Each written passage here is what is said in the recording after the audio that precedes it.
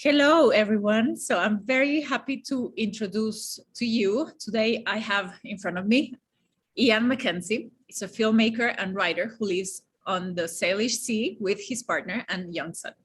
For over 14 years, he's been tracking the global emergence of new culture. From the desert of Burning Man to the heart of Occupy Wall Street, he has sought and amplified the voices of visionaries, artists, and activists who have been working towards planetary system change. Ian is best known for his films Sacred Economics, Lost Nation Road, Amplify Her, Dear Guardians, and Occupy Love, directed by Velcro Reaper.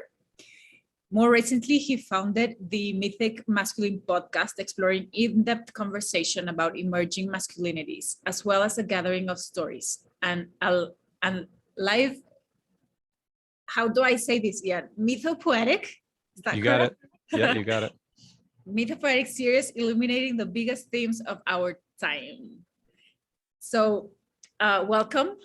Thank you for accepting my invitation to the podcast today. And I know that you do lots of stuff, and I've been following your work for some time, and I know that your first label that you use is filmmaker. But one of the things that I see is that you go into a very big depth of, as you say, the emergence of culture to be able to get the insight of what you actually put in your films. And that's lovely. And that's one of the reasons why I wanted to have you on board today, so that you share how you see the old cultures, the need for new ones, and the, as you call it, the emergence of new cultures. And as you know, this is the trauma division of the podcast. And I have a personal intention of bringing awareness that trauma is not just an accident that happened or losing a parent or something that's like individual and closed off and like just, my personal story or something that's in a secret in my past. But actually, trauma can also happen from the way that we live, the way that I live, the way that we live as a culture. So I think I have the perfect person in front of me who has that eye and that curiosity. So I'm happy to have you with us today. Do you want to expand on sort of like your story, your biography, and tell us a little bit more about you? Sure. Yeah. Thanks for having me here, Patricia. When I think back as well, what have I really been tracking these last 15 years or so? I should say a little bit more as well. Like I grew up in the suburbs outside Vancouver, Canada, and in many ways, it's sort of nice, but cultural wasteland. If you think about it in another way, where I sort of was in a typical story, I guess, for sort of a middle class suburban kid, and I don't know. There's something that really. Maybe like many, I'll just speak with young men, they awaken to some kind of longing, I think, to be part of something bigger, part of some sense of purpose and meaning. And for me, that really manifested around university, as it often also does, for others, that there's a sense of being exposed to new ideas and new perspectives. And I initially encountered Zen Buddhism around that time that, again, really blasted me open to other ways of perceiving and, things like meditation and the rest. And I really became sort of suspecting of this sense that, the world isn't, or the world could be different than it is. At least it was as it was presented, including the story about, okay, you get a job, start a family, live out your life. And I really remember this moment too. I was like, had this sort of an existential threshold where I felt, this, I don't know what to call it, spirit, life, ancestors were just, they said to me, like, don't fall for it. Like, this isn't it. There is more, there's more. And it was almost like I had to recognize that, to be able to kind of like step through the looking glass in a way, right, and then life just suddenly started opening up in new and interesting ways.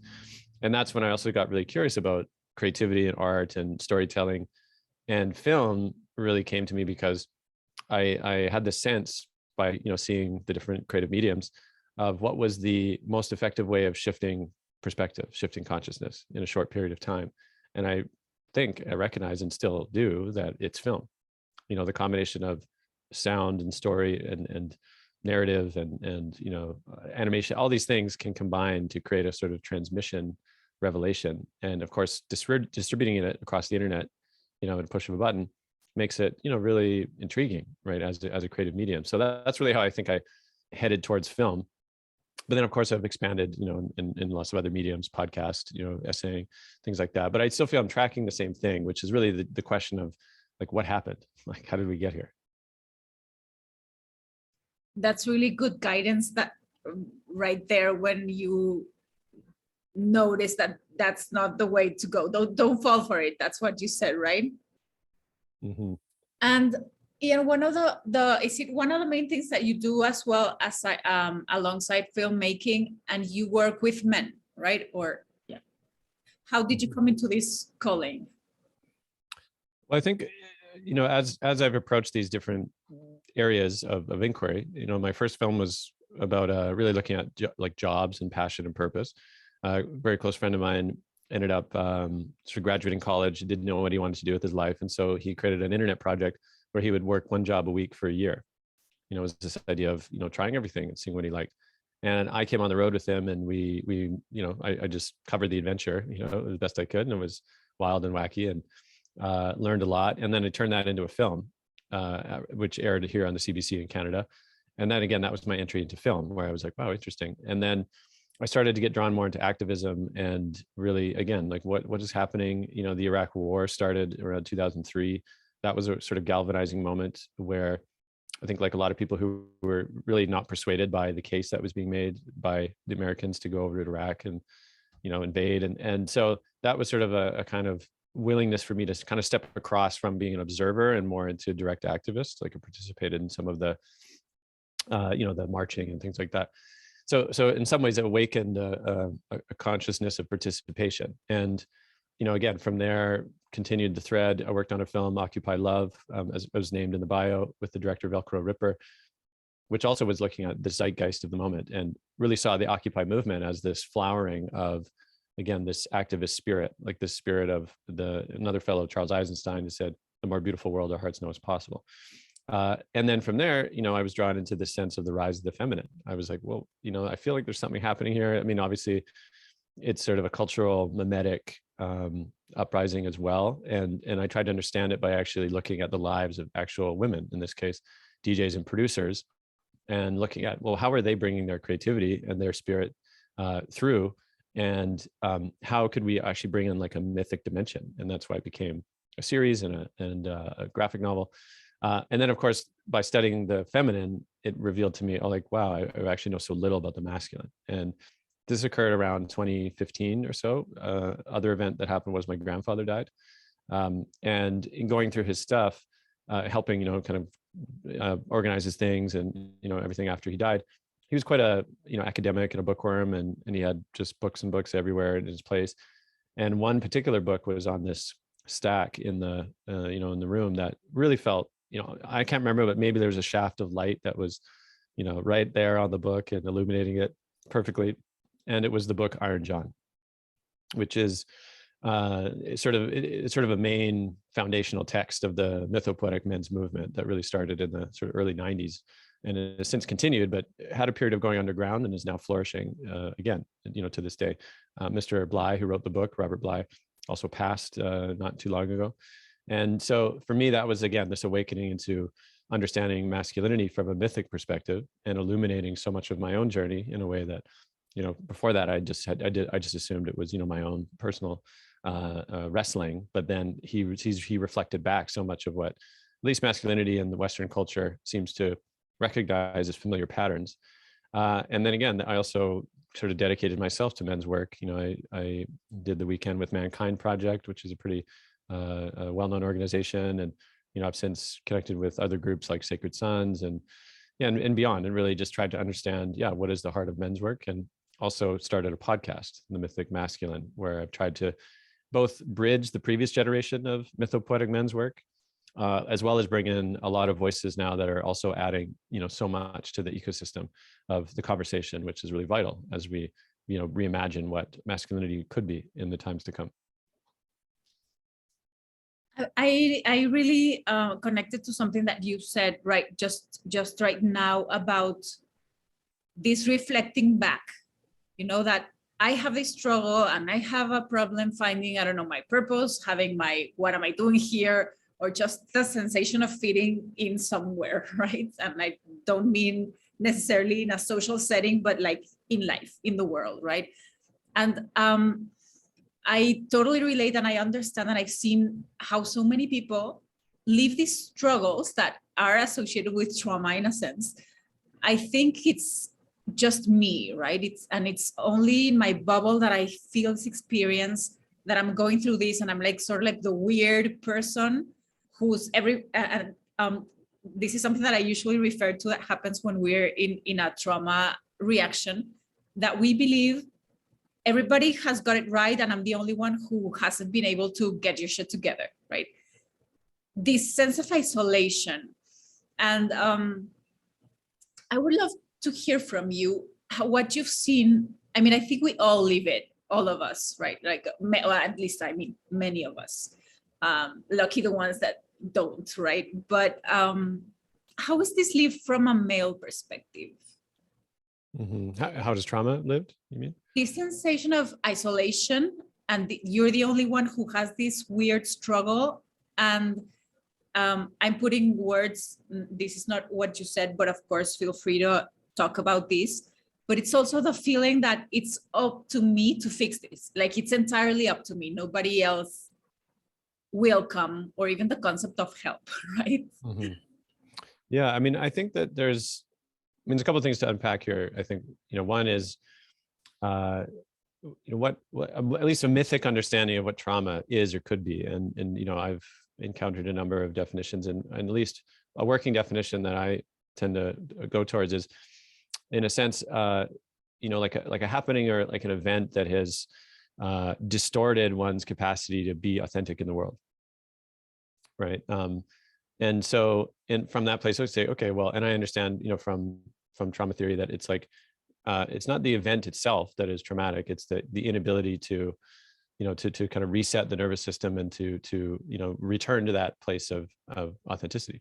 And so, for men, I mean, how that's often dealt with or coped with.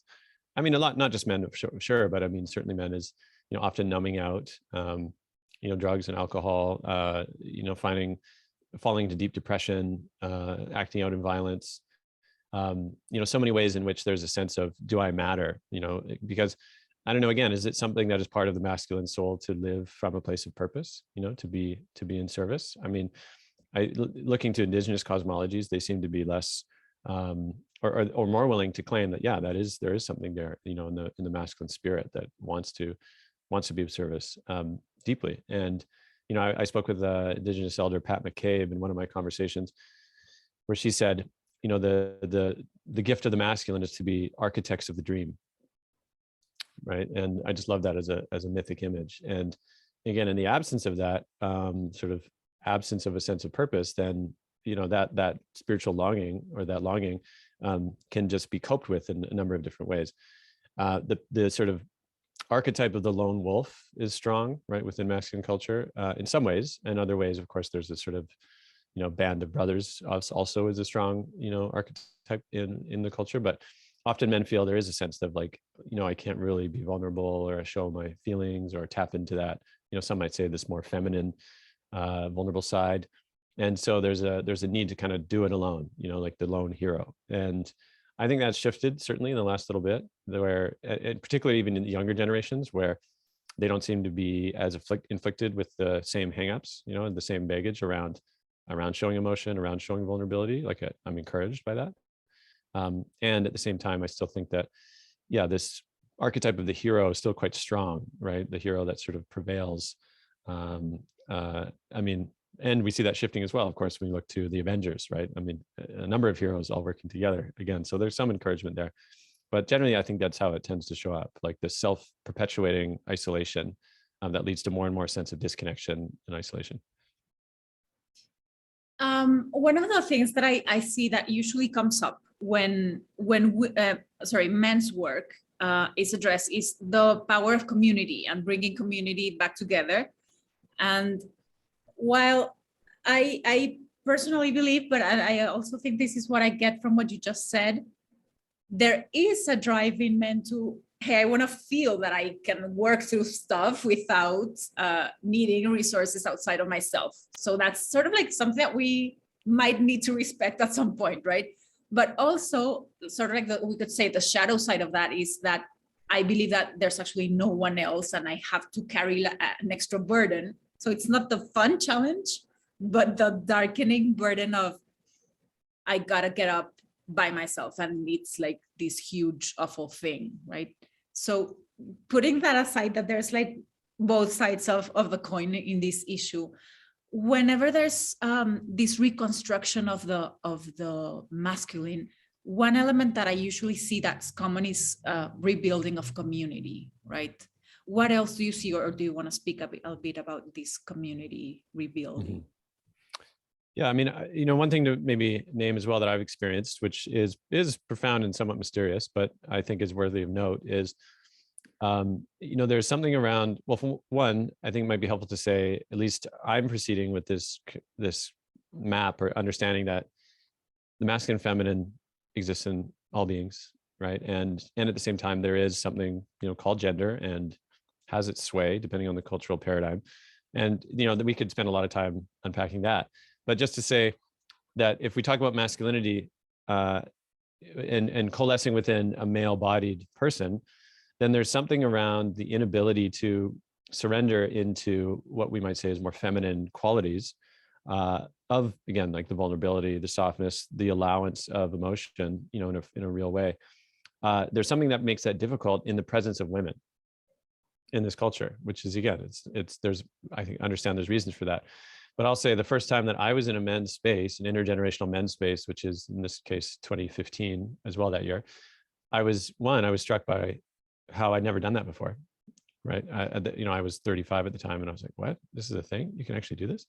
And depending on who you're speaking to, they might say, "Well, I've been in circles forever with women or men," but I'd been in a lot of circles, but never an intergenerational men's circle. So one, it was already somehow, some deep kind of nourishment that I hadn't felt before suddenly was there. Now, the other thing is I recognized all of the programming in me that if I'm sharing space and there's women present is like constantly jostling for, I don't know what, favor, positionality, self-consciousness or whatever it is, like all this whole programming was running. And it wasn't until I was in a men's only space that just like turned off. It just relaxed.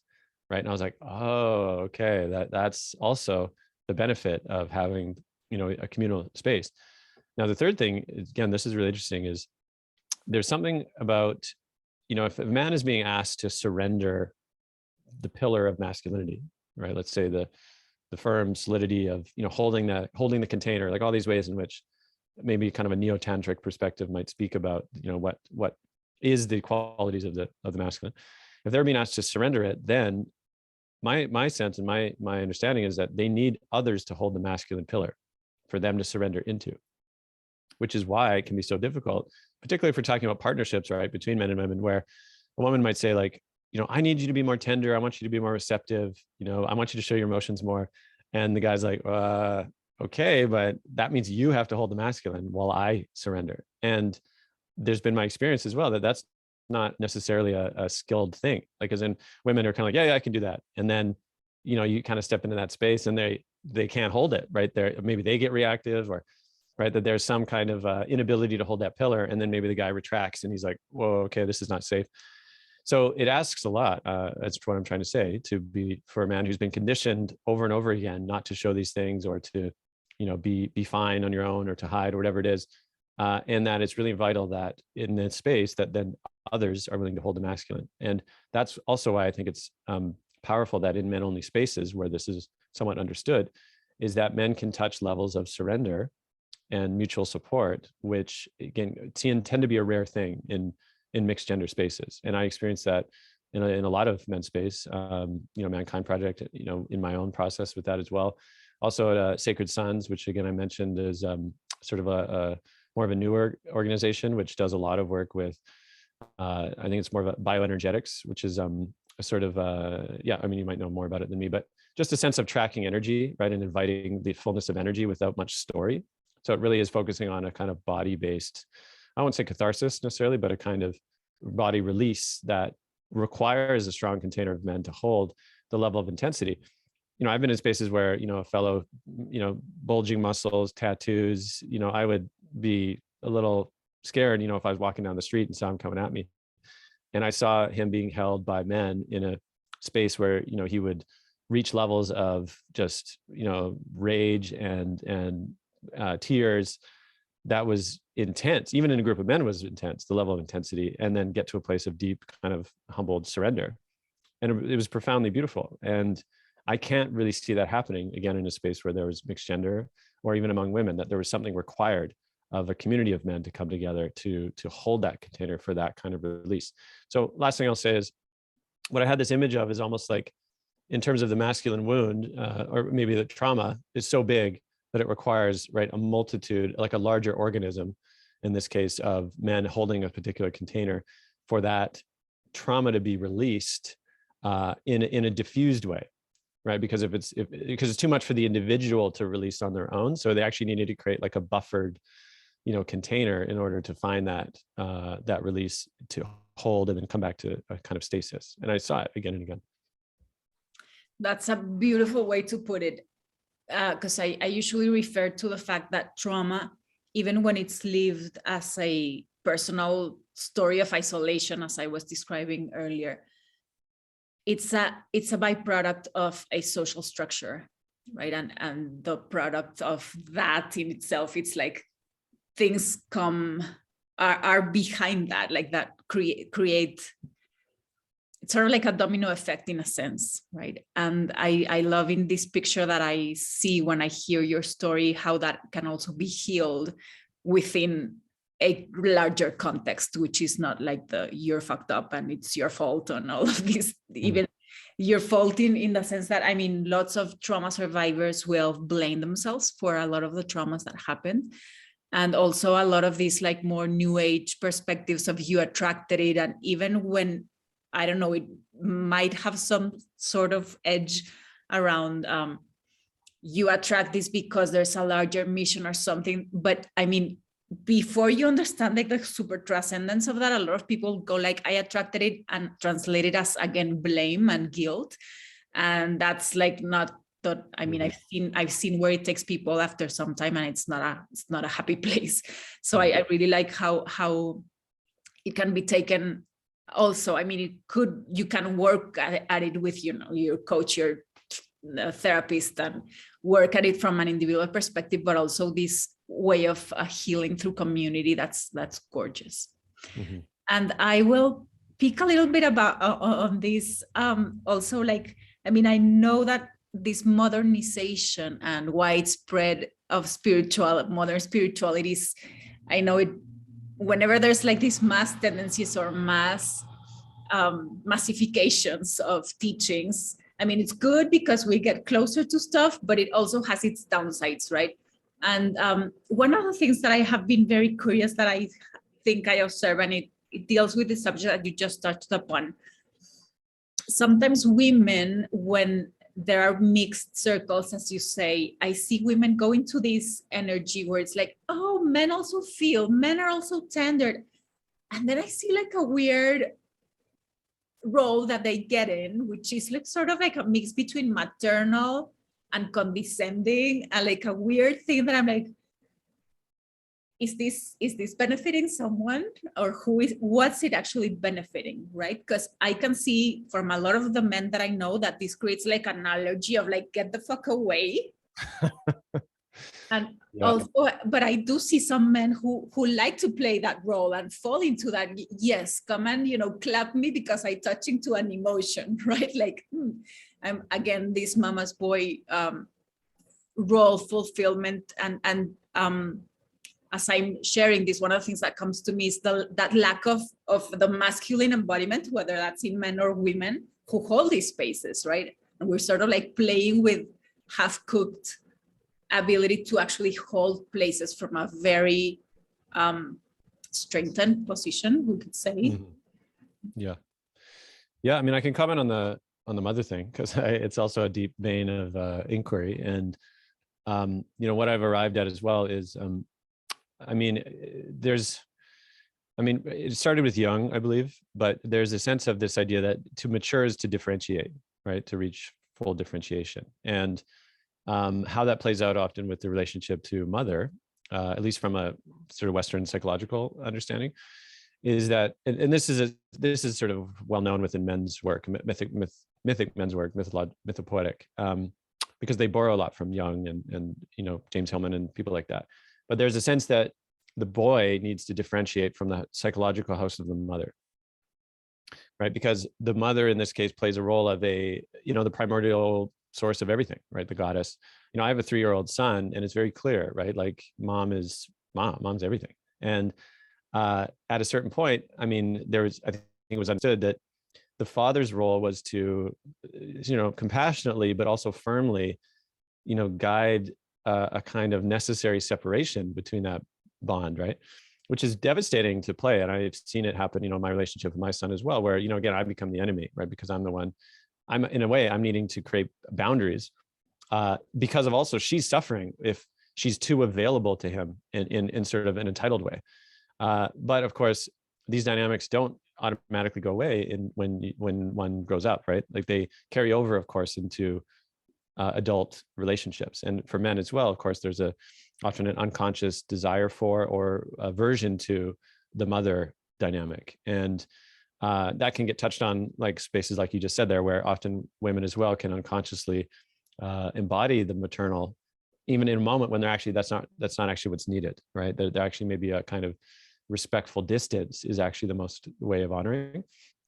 And I don't want to demonize that like outright, to say in a relationship, what I found as well, one of the biggest challenges, and again, particularly for men, is to consciously ask for maternal nurturance in the relationship, right? Because it often can go unspoken or unsaid, either desired, but not actually named, or run away from, because maybe they've internalized a sense of shame to ask for it, right? Because it feels weak, it feels vulnerable. And to consciously ask for those things in a partnership and for it to be received in that particular moment or encounter, right? But then released consciously, so then you can relate again as peers, then that's really necessary. I think that's actually part of a really mature relationship. But again, it's the unconscious nature of that, or the outright, I don't need that kind of attitude that actually, makes it more prone to distortions and stuckness. I have recently come across this thing that you're mentioning about consciously asking for your partner to embody these roles. And I'll be honest, it didn't shock me as much as I thought it should, because in the background of the trainings that I have heard, which are, no, your partner is your partner. You cannot ask them to be your father, your mother, or your unconscious or conscious needs of other. That's not partner. And I mean, there's lots of like philosophies that are very sort of like a clear cut on these boundaries. But then I was recently introduced to this concept of another way of working around these issues, and I really trust the people behind this. So it really opened up my mind to, sometimes we can play that. And it also, I'm hearing this, of course, from the female perspective that I identify with. And I'm asking, what would it take in me to hold that space for my partner? And as you said earlier, you really need to have, your masculine embodied, like really integrated in order to play that role, but no, you're not that role, and being aware enough to not continue the dynamic outside of that, fulfilling that immediate need. And I know that maybe for some people who are listening, it will come as a shock if you're very used to, as I just mentioned, this idea of no, your partner is your partner, and this role needs to be respected to maintain the dynamic or whatever. And while there might be some wisdom in that, in a sense that we cannot do it unconsciously, right? Unconsciously, it's going to make a mess. But from a very mature unconscious perspective, it really offers a solution to one thing. In lots of therapies, I hear, what you didn't get from your mother, what you didn't get from your father or elsewhere, you shouldn't ask your partner because that's too much, but you should get it elsewhere. And while that sounds okay, and that sounds like a good idea, where the hell do you find these resources? Because we are not used to having strengthened communities where you can, for one, openly really vulnerable subjects, open emotionally as much as these kinds of things actually require, and having just like, the emotional maturity to be able to do this role playing or assume these roles, or even, I'm sure you touch upon this with archetypes, the role of the leader, the elder, the wise person. These are all cut off from our lives. So then where are we actually going to resource this thing that we're supposed to resource outside, right? Yeah, I'd be happy to offer some perspective on that. I mean, this is also why in the course of my work as well, I was drawn to a community in Portugal called Tamara, right, which you might have heard of. And that was really my, one, they invited me based on a film I had made called Sacred Economics, which really looked at a different kind of economic system, right? What would it embody that would, be in a story of interdependence, right? Instead of domination, which is really the current model. But Tamara, they were like, hey, we're doing really interesting things over here. You might be interested. And so I ended up going there with a fellow filmmaker in 2015 as well. It was a big year. And what I found there was, again, much of what you're talking about. It was a profound immersion into what I would call a sort of, experiment at re-villaging, in this case, from a European lineages. They're primarily German, and they started there, and then they moved to Portugal in, I believe, 2005, and have been there ever since. Now, they really have been really, I guess, researching what are the processes, right? What are the ways in which we need to build group dynamics that can provide these kinds of support? Because so much of the absence of that, the consequence of the absence, right, of these kind of wider social supports, is everything falls on the partnership, the nuclear partnership. And it's just really obvious, right? That's just not, or that's way too much to ask another person to be all of those things and to support in all of those ways. And yet most people, that's all they know, right? That's all they know. And so of course they would look there, and then maybe the relationship is strained or it fails and they're like, what happened? And I mean, it never was meant to be those things, but I would say that largely as a consequence of industrial civilization, that this is one of the main consequences. So Tamara is really sort of recultured their way towards a much more diverse and mutually supportive cultural environment. And one particular practice that they do use is called the forum, which is not anything to do with landmark forum. Sometimes people will say, oh, like landmark. And it's a very different process. It's very much like a kind of Gestalt-based psychodrama sort of practice where there's two facilitators. There's a circle created, and then people are allowed to go in and basically bring whatever, right? Bring whatever drama that is going on in their lives. And there's another thinker, practitioner called Clinton Callahan, who he wrote in his book, I think it's called The Power of Conscious Feelings. But there's an aspect of there he calls low drama and high drama. And I really like the difference, actually, the distinction he makes. He's not talking about forum, although he is familiar with Tamara, but he uses other modalities. But he says low drama is that sort of, he calls it like gremlin food. It's all the kind of passive aggressiveness or just like, conflict or, just stickiness, like when people are unconsciously creating drama because they're, they don't know how to know better, or they don't want to know better, right? Whereas sometimes spiritual circles, spiritual practitioners, right, will sort of distance themselves from low drama and say, I'm above this, and, it doesn't touch me, and I've transcended, all this. But that if they don't understand the importance of high drama, which is the other aspect, then they bypass, right, all of those things that are actually going on for them, and they give no space for it, which is why I think we see a lot of dysfunction in spiritual communities as well. So Tamara creates space.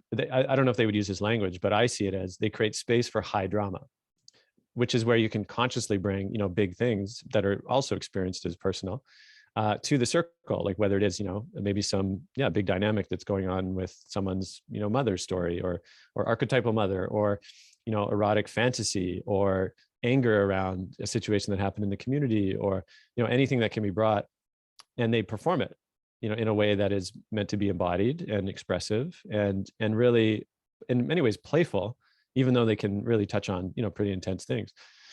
And from that experience, the facilitator also guides them right into kind of like looking at it differently, embodying it differently, into some kind of moment of revelation, I won't say catharsis either, because sometimes that is just, it's not about just yelling at a pillow or something. It's like that there's insight actually that can come from this process. And often that is what happens. And then once that performance is over, as they call it, the community is invited to come in and mirror the person actually of what they saw, not advice, but actually just, oh, I saw, this dynamic, or I saw that. And it's a profound kind of meta organism perspective of being able to like reflect on your own experience, but through all of these people who care and love you, as well as it builds trust in the community, because now you can see like, oh, I thought that guy was just an asshole, but it actually turns out he's working on this issue, and like that's what's going on for him. And if we don't create these spaces, right, where this high drama can be played out, it's going to come out somewhere. And again, and particularly for men as well, right, lots going on that without the right spaces, it'll just come out sideways, or it'll be numb, it'll be turned internal. And we see that, we see what that leads to. At the worst, it's a shootout, or a shoot up in a shopping mall or a school, right? Particularly for men. But if they were given a place to feel of consequence and that their experiences matter, right, they won't take up the whole room. It'll just be, rightfully put in their place. And if I may get a little personal here, after you've witnessed this type of experiences, could I say that?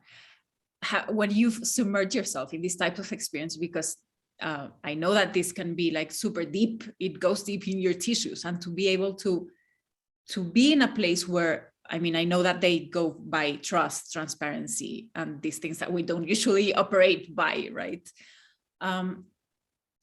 My perspective is that you cannot unsee what you just saw and not live what you lived.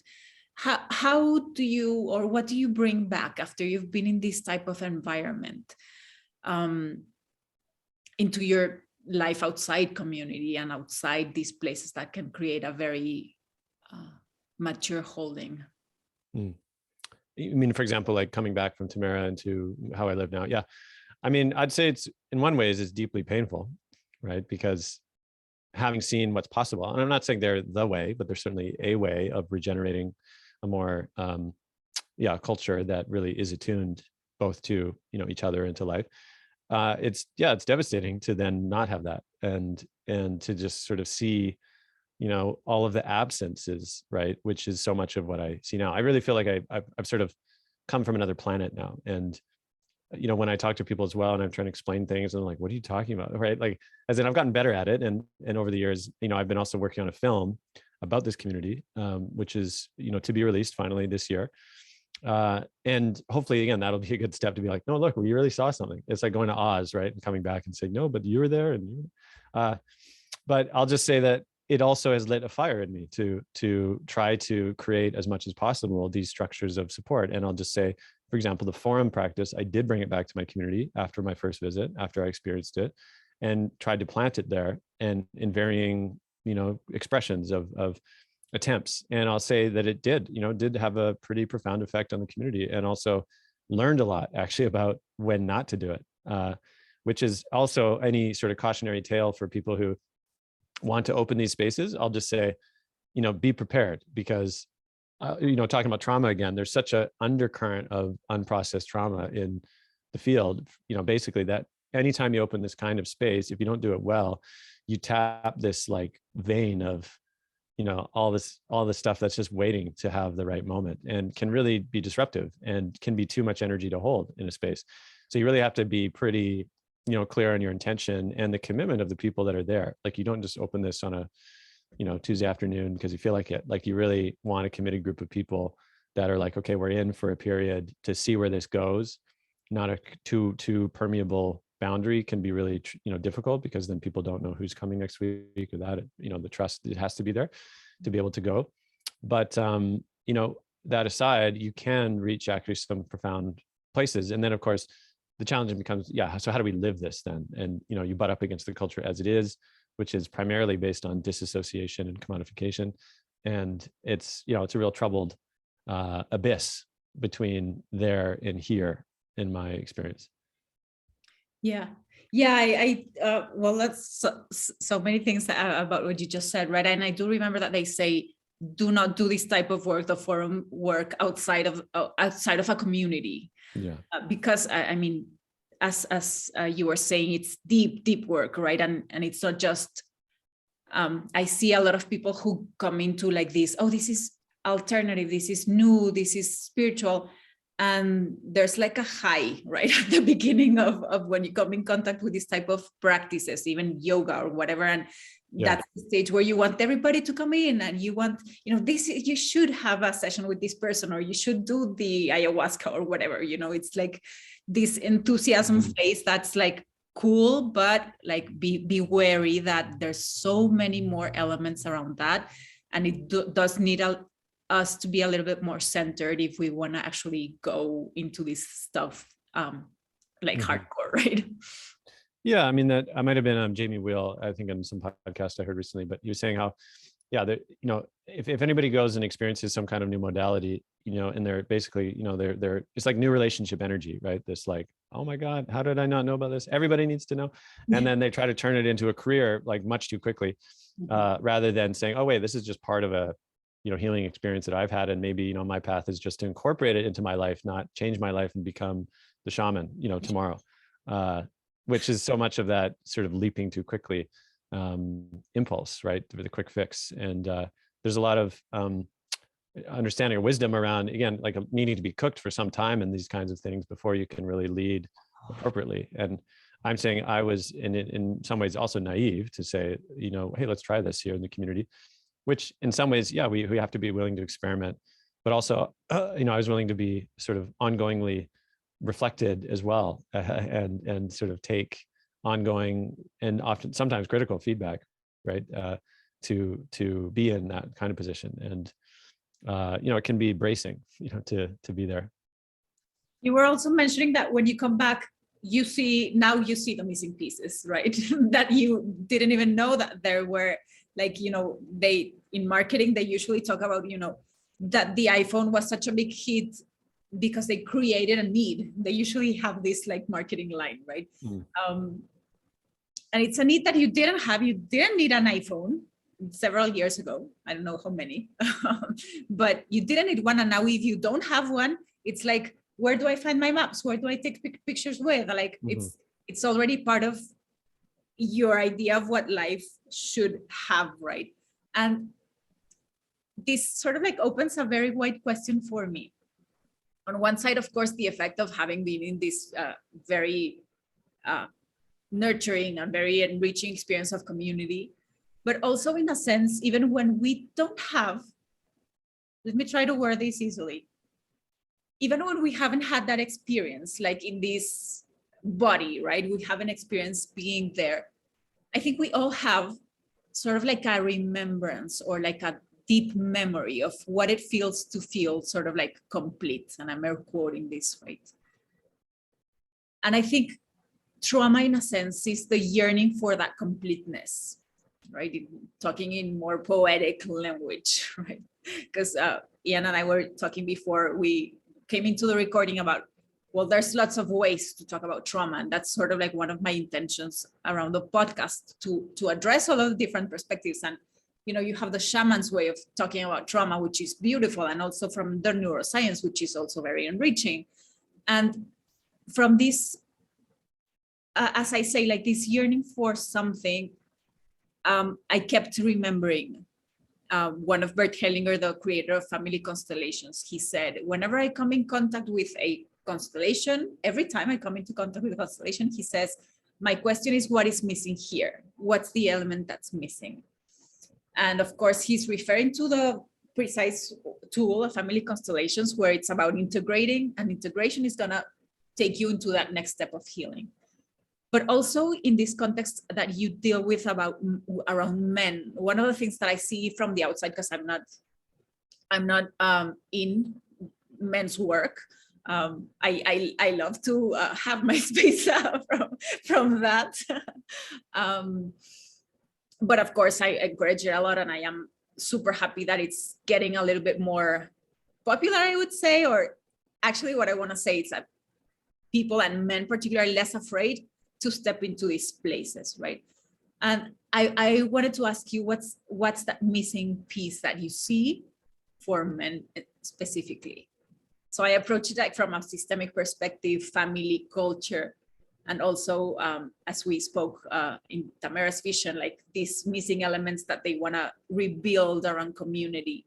But in the work that you have seen close to men, what are those missing pieces? I know there's lots, but what would be key pieces? Mm-hmm. I'd say the major missing piece is a cultural context that is actually bound to the land. And in this sense, right, it's not just men's work, but it's all anything conducted in the wake of industrial civilization. And that, again, it'd just be helpful to talk about what is culture then, right? Because, if somebody doesn't really differentiate between kinds of culture, they'll be like, oh, no, that's the same as that one, just a bit different. And I would make the case, as some of my teachers have done, that culture is an achievement. Like real culture is an achievement. And, there's a reason why the more modernity in modern civilization, the more places it touches, everywhere starts to look the same, right? And therefore, it's probably more helpful to think of modern culture as not a real culture. It's the absence of culture. Because like a living organism, right? And we even use the same thing when we say you culture, or ferment, like there's a sort of sense of that it's a living thing, that the dominant culture survives by eating other cultures, right? So that's a sort of deeply troubling understanding, but it makes sense when you think about it, because again, it turns to the same everything it touches, and those places start to lose the specificity. They start to lose the rituals. They start to lose the things that actually make them bound to their place, right? Which is what it means to be indigenous. And so I think modern culture is striving to react to that kind of spiritual whole, right, at the core of the anti-culture, and masculinity as well is trying to find like what can I give myself to really, whereas there's a certain paradox, right? When you participate in the dominant culture, you're participating in the destruction of life, because the culture itself is constantly eating away, right, at life's ecosystems. And so when one tries to like step outside of that and say, no, I'm going to heal, I'm not going to be that, then you sort of innately confront, right, that, oh, wait a second, there's no universalist response to a universalist problem, right? This idea that all men are, toxic masculinity is a sort of universalist frame of like, these are bad behaviors, right, and these are good behaviors for men. And that question itself, though, comes from essentially from nowhere, like from no culture, no specific culture. So in my journey with the podcast, I stopped really asking, what does it mean to be a good man? But I'd say, what does it mean to be a good man now, and in which context? Like now and where, right? Because that's the beginnings of a kind of place-based, time-based understanding of what does it mean, and starting to make that more, articulated, because that has the possibility of actually being, useful, I think, to the time, as opposed to, because anytime you're trying to have a universal response, it's too big to fit the specifics, right? Like it's just too broad. It's the McDonald's of, everywhere. And yet we need specificity, actually, more than more. We need people being willing to reclaim their own ancestral lineages, right? Because we all have that. And you talked about this idea, right, of, this longing to be whole, right? And I also think a longing to belong somewhere again, in a meaningful way. I think that's actually the heart. So men's work as it is practiced now, so much of it is sort of in the absence of culture, or a culture understanding. And so that, until that's really understood deeply, I think it'll always feel pretty good. Like, as in you can get your personal growth kind of, momentum going, and you can learn things and you can heal things, sure, right? But it won't ever transcend and to become a real cultural possibility until this is really, I think, at the heart of it. I absolutely love that, Ian. And I think I will quote you in the future when I speak about this topic, the importance of contextualizing what we mean by the healthy masculine, right? Mm-hmm. Because I think lots of men feel the constraint of this idea of this is toxic masculinity and this is the way that it should be, even when we haven't really deciphered what that is, right? And I know some women, and I know this is not very popular, but we say like, actually, I do like these things. I do like these traits. Like, please don't take that away from me. I like it. I enjoy it. And I know this is very cultural because I see this happening very differently in different countries and different. So I love the idea of contextualizing that and understanding how, whether it's an evolution process, a developmental cultural process, or just like a fucking preference, you know, which is as valid as anything that's evolutionary, right? But respecting the need for a context of what's real and possible for a culture. That's, I like that very much. Thank you. Glad to offer. So as we come to a close, I don't know if there's something else that you would love to talk about from all of the topics that we've opened today. Yeah, I think I'd just love to offer to what I understand as a picture of the possible, which is, you know, usually where I like to head is, you know, when we talk about trauma, when we talk about, you know, coming back to a certain authenticity, like why would we do that, right? Other than to just feel better about ourselves. And my understanding is, you know, I've looked to the models of what I understand and how the phenomenon of emergence works and why actually this is so helpful, I think, at this moment. So those of you who's, you know, listeners who might study emergence, or maybe you have, I mean, a simple version of it is just to say it's how complexity arises out of simplicity. It's just a very basic thing, right? And oftentimes people will look to a flock of birds, such as the starlings, you know, moving over a sky, and they sort of move together as this meta-organism, right? They seem to be all part of the same being, even though of course they're not. They're separate beings, but something emerges from them all moving together in a certain way, and that happens too with schools of fish and ants, and you can see it in a lot of places. And so for me, why this is important is because if one could look at what is happening there, you know, I like this lens of, it is the movement of eros, right? E-R-O-S. If we just understand it to mean life energy, right? And oftentimes we sort of apply it, or it's applied to this idea of the erotic, right? Sort of sexual love. But I think it's helpful, as Tamara does, they expand on it a little more and just say, well, it's the movement of life's energy. It's how life wants to move, right? Ever more, you know, diverse and beautiful and generative ways. And so why, you know, for me, well, the relationship between trauma and emergence is that if we are traumatized and we have patterns of dysfunction and distortion within us, then it becomes difficult for life to move through us in an intelligent way, right? That's how I would put those two together. Because I do think life is trying to move through us. Like when we are tuned to the movements of life, to the land, to the rhythms, right, of the place we are, to our own body's energies as life and how it wants to move, right? Like imagine magical things happen, right? Magical things can come forth. And I think we're so used to living in, at least in, again, like a modern Western, not just Western, but a sort of modern context, is to proceed through domination, right? The book, The Chalice and the Blade by Riane Eisler is a fantastic look at essentially a cultural distinction between domination cultures and partnership cultures. And how she talks about domination is basically, you know, it's basically the application of force.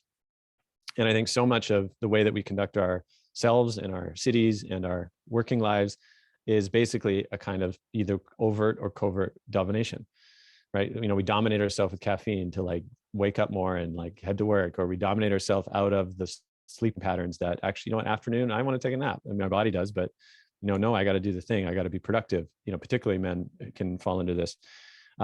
But if we actually surrender to these rhythms and come into partnership, both with the body and of life, and I think partnership is difficult when we're traumatized, right? Because there's distortions, there's fundamental distortions of feeling unsafe, of replaying old stories or old scripts.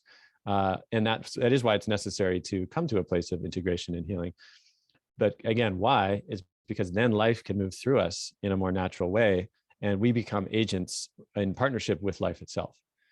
So that to me is how they relate to each other, and why it's helpful to have that understanding that it actually, you know, healing oneself is great, but it's actually how we become able to be orchestrated by life itself, which possibly, and I've seen this, can lead to, again, ever more beautiful expressions of, of a kind of partnership that I don't think we've ever seen actually, but is the promise of the age.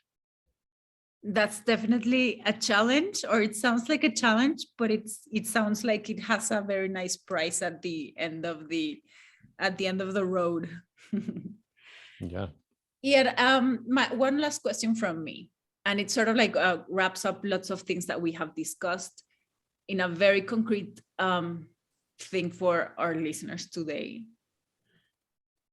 What have you seen is useful for the role of fathers in the future, in this new culture that you refer to as an emergence that's needed?